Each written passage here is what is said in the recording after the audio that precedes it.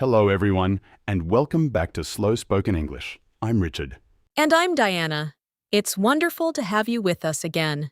We had a fantastic holiday last week, but I have to tell you, I don't feel very well today. I noticed you sounded a little different when we met this morning. I think I might have caught a cold after our trip. Don't worry. Today we're going to talk about visiting the doctor and some useful English you can use if you're feeling sick. We'll also ask 5 comprehension questions to help you practice your listening.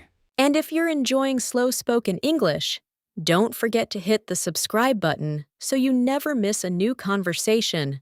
Let's begin. It's nice to be back at Mrs. Chen's cafe. It certainly is, although today I ordered a hot tea instead of my usual flat white. I almost couldn't believe it. Mrs. Chen looked surprised too. I think she knew I wasn't feeling well before I even said anything.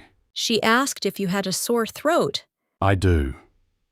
My throat hurts. My nose is blocked.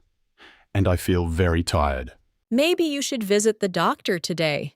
I think you're right. Comprehension question 1. Why did Richard order tea instead of coffee? Because I'm not feeling well and have a sore throat.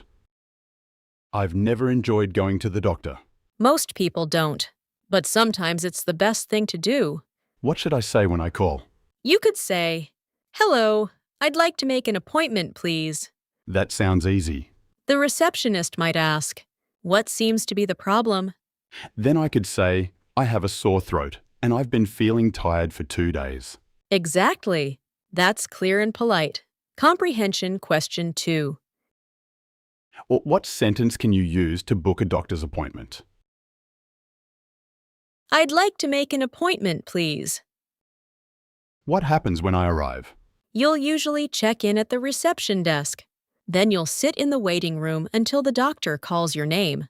I always notice people quietly reading magazines. Or looking at their phones. Waiting feels much easier when you're prepared. Exactly. Don't forget to bring your health card or identification if you need it. Comprehension question 3. Where do patients usually wait before seeing the doctor? They wait in the waiting room. Good morning, Richard. How can I help you today? I've had a sore throat for 2 days. I've also been coughing a little. And I feel tired. Do you have a fever? No, I don't think so. That's good. Please open your mouth and say, ah. Ah. Your throat looks a little red. I think you have a mild cold. Get plenty of rest. Drink lots of water. If you don't feel better in a few days, come back and see me again. Thank you, doctor. Comprehension question 4. What illness did the doctor say I probably have? The doctor said Richard probably has a mild cold. Did the doctor give you any medicine? Yes. The doctor suggested some medicine for my sore throat. So I went to the pharmacy. The pharmacist can also answer questions about your medicine. That's helpful. The pharmacist explained how often I should take it. Always read the instructions carefully. Comprehension question 5. Where did Richard go after visiting the doctor? I went to the pharmacy to collect my medicine. Let's review today's new words. Sore throat. Pain in your throat. Appointment. A booked time to see someone.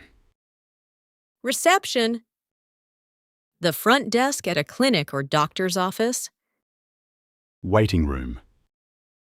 The place where patients wait before seeing the doctor. Pharmacist. A healthcare professional who prepares and explains medicines. Medicine. Something you take to help you feel better. Here's your English challenge for this week. Imagine you're visiting a doctor. Answer these 3 questions in English. What is the problem? How long have you felt sick? What symptoms do you have? Try saying your answers slowly and clearly. Every time you practice speaking, you'll become more confident. Thank you so much for joining us today. We hope today's conversation has helped you learn useful English for visiting the doctor. Remember, listening to the episode again is one of the best ways to improve your English. Each time you listen, you'll recognize more words and expressions. If you enjoyed today's conversation, please hit the like button and subscribe to Slow Spoken English.